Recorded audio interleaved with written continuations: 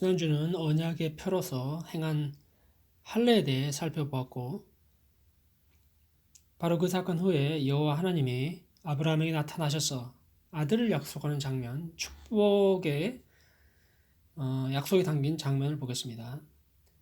반면에 한쪽에서는 축복을 받고 있는 반면에 그 후 사건으로 넘어가면 무시무시한 심판이 예견되어지는 스토리가 전개됩니다. 예수님께서 재림하실 때도 믿는 자에게는 기쁨과 구원의 날이 되겠지만 구원에서 탈락한 사람들에게는 안타까운 무시무시한 날들이 될 것입니다. 이처럼 성경은 확실히 구원과 그리고 심판에 대해 다루고 있습니다. 데살로니가후서 1장 7절에서 9절에 환난 받는 너희에게는 안식으로 갚으시겠다고 하고 하나님을 모르는 자들과 우리 주 예수의 복음을 복종치 않는 자들에게는 형벌이 약속되어 있는데 9절에 영원한 멸망의 형벌이라고 되어 있습니다.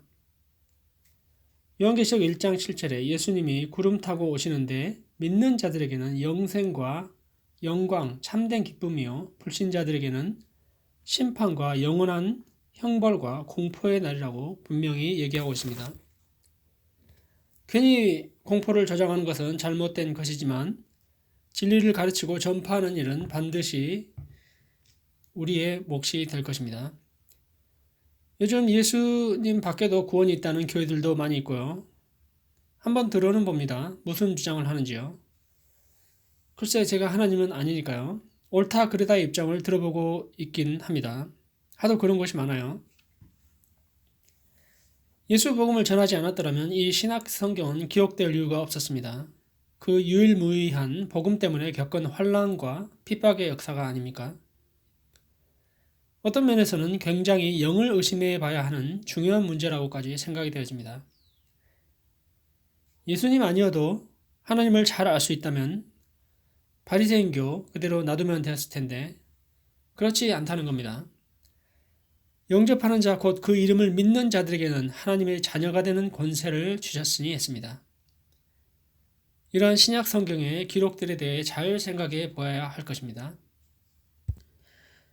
우리 믿음의 조상 아브라함의 기록은 우상 숭배 가문이었던 사람들이 유일신 여호와를 찾고 그분의 언약대로 살아가는 그 여정들을 계속해서 기록하고 있습니다. 18장 1절입니다.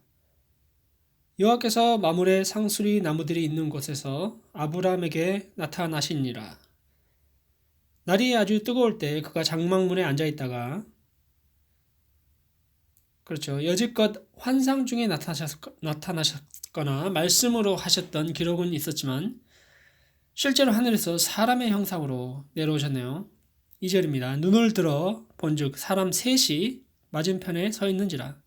그가 그들을 보자 곧 장막문에서 달려나가 영접하며 몸을 땅에 굽혀. 우리는 여기서 1절에 여호와께서라고 소개하기 때문에 알 수 있지만 사실 아브라함은 모르는 상태입니다. 하나님이 내려오셨다는 걸 모르는 상태이죠. 뒤에 가서 보면 나중에야 그분이 하나님이라는 걸 알게 되죠. 고대 풍습이 사실 나그네를 극진히 접대하는 게 있었다고 합니다. 크리스찬 저널이라는 그 잡지에 의하면 중동에는 손님은 신이 보낸 사람이다라는 유목민의 옛 속담이 있다. 따라서 손님 접대는 중동의 아랍인들에게 아주 중요한 문화유산이 되었다. 중동의 사막이라는 절박한 환경에서 길을 잃은 자에게는 곧 생명을 의미했다. 어떤 방문객이건 최소 3일간 물, 음식, 보호를 제공받았고 심지어는 원수에게도 동일한 관대함이 제공됐다. 이러한 문화는 현대인들에게도 그대로 살아있어 손님을 위해 주인이 최선을 다하는 모습을 이곳 중동에서 발견할 수 있는 흔한 풍경이 되었다. 그런 내용이고요. 히브리서 13장 2절에도 형제 사랑하기를 계속하고 손님 대접하기를 잊지 말라. 이로써 부지 중에 천사들을 대접한 이들이 있었다라는 말씀이 있죠. 이처럼 그 관습에 따라 아브라함도 그렇게 합니다.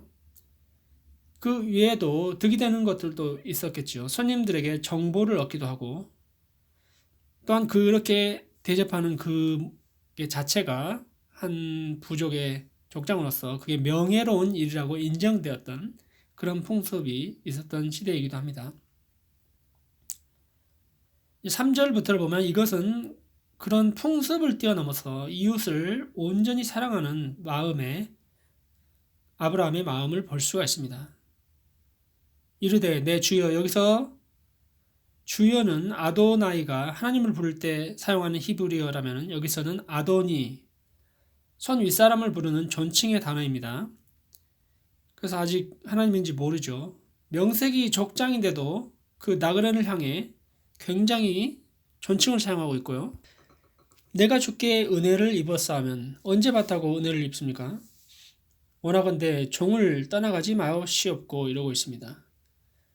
그 광경을 상상해 보면 좀 오바한다라고까지 생각이 들지 않습니까? 평소에 사람을 존중하고 있는 태도, 상대를 나보다 낮게 여기는 마음가짐의 태도가 아니라면 절대 나올 수 없다라는 생각이 듭니다. 평소에 사람을 귀히 여기고 정말로 이웃을 사랑하고 존중하는 면모를 볼 수 있습니다. 요즘 노숙자분들이 우리 교회에 종종 또 들락날락 하는데요. 이 사람들은 정말 인격적으로 대하면 비록 속에는 존중하는 마음이 없다 할지라도요.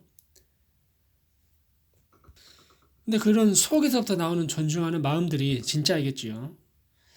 노숙인 사회 가는 분들은 언어부터 다르더라고요. 굉장히 존칭을 써가며 한 사람 한 사람을 대하더라고요. 바로 그게 아닌가 싶었어요. 사람을 섬긴다는 게. 그때야 그 노숙인들이 또 많은 사람들이 마음을 열고 친구가 그리고 가족이 되어집니다. 여기서 아브라함은 족장임에도 그 사람을 보다 낮은 자리에서 종의 입장을 취합니다. 마치 예수님이 빌립보서 2장에서처럼 오직 겸손한 마음으로 종의 형제를 가져 사람들과 같이 된 그러한 원리입니다. 기본적인 태도가 낮은 위치에 있었다는 게 중요합니다. 그러면 하나님이 때를 따라서 높이시겠다고 약속을 하고 있지 않습니까? 이게 바로 그리스도의 마음인데 누구를 억누르고 지배하려는 그런 제자화가 되는 것은 그리스도 예수의 제자가 아니고 종의 모습으로 섬기는 사람이 바로 그 제자라는 것을 볼 수 있습니다. 마태복음 23장 11절 12절입니다. 너희 중에 큰 자는 너희를 섬기는 자가 되어야 하리라. 누구든지 자기를 높이는 자는 낮아지고 누구든지 자기를 낮추는 자는 높아지리라. 아멘. 우리가 리더십에 있다 보면 가정에서부터 가장이라고 일단 큰 소리부터 치기도 하고요. 직장에서 상사라고 큰 소리 치고요. 어떻게 보면 예수님의 뜻과 큰 소리는 반한 것이라고 볼 수 있습니다. 이제 아브라함은 극진히 대접하기를 발도시키고 떡을 갖다 주고 아주 편안하게 해주면서 있는 거 없는 거 다 내오고 있습니다. 그러던 중 사라의 이름을 부르고 아들이 있을 거라는 얘기를 하는 중에 아차, 이분들은 사람이 아니고 하나님이 내려오셨구나라는 것을 발견합니다. 셋 중에 두 분은 천사고 한 분은 하나님이라는 걸 뒷이야기에서 알 수 있습니다. 다시금 하나님은 사라에게 아들이 있을 거라고 사라는 처음 듣는 소리죠. 아브라함에게 17장에서 말씀을 했지만요. 사라도 이제 못 믿어온 겁니다. 피식 웃고서도 안 웃었다고 잡아댑니다. 믿던 안 믿던 간에 여호와의 말씀은 능하지 못한 일이 없기에 이루어집니다. 이런 믿음 없음이 참 병이긴 합니다. 증거를 자꾸 요구하고 눈으로 보이는 계약서를 쓰든 보여주고 도장 찍고 사인하라는 게 당연히 사람의 심리입니다. 성경 66권이 우리 앞에 있는데도 성령으로 감동되고 성경 하나님 말씀이다, 믿고 거기에 따라가면 된다, 인생의 지침서이다 해도 도저히 안 믿겨서 경험해보고 자빠지고 고생하다가 겨우 믿게 되는 것을 많이 반복을 하고 있습니다. 우리는요, 늘 염려와 불안에 붙잡혀 있고요. 그래서 하나님을 경험해야 합니다. 아브라함은 그리고 사라는 하나님을 경험을 하고 있습니다. 마음속까지 꿰뚫어 보시고 머리카락까지도 다 세고 계시고 하시는 전지전능한 하나님이 같이 계시는데, 항상 믿음이 부족한 세대가 되어서 주님을 시험하고 있는 믿음 없음을 용서하기를 우리 주님께 구해봅니다. 오늘도 말씀으로, 기도로, 성도의 교제로 주의 사역을 감당하는 그 자리에서 주님께서 끝날까지 함께 하시겠다고 하는 그 약속을 붙들고 우리 주님이 우리 교회와 함께 하시는구나 라는 것을 믿고 의심치 않고 그래서 당당하게 서야 할 것입니다.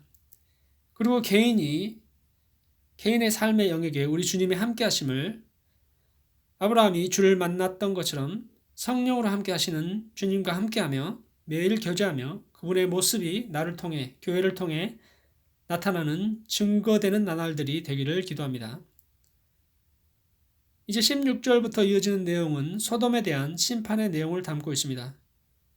그 심판의 내용까지도 주님은 버신 아브라함에게 나누고 있습니다. 그는 마치 예수님처럼 중재자의 역할을 하는 모양으로 좀 봐줘야 하지 않습니까? 하고 말하는 뉘앙스입니다. 우리의 연약함을 체혈하신 예수님이 우리의 중보자 되어서 정말 다양한 일이 아닐 수 없습니다.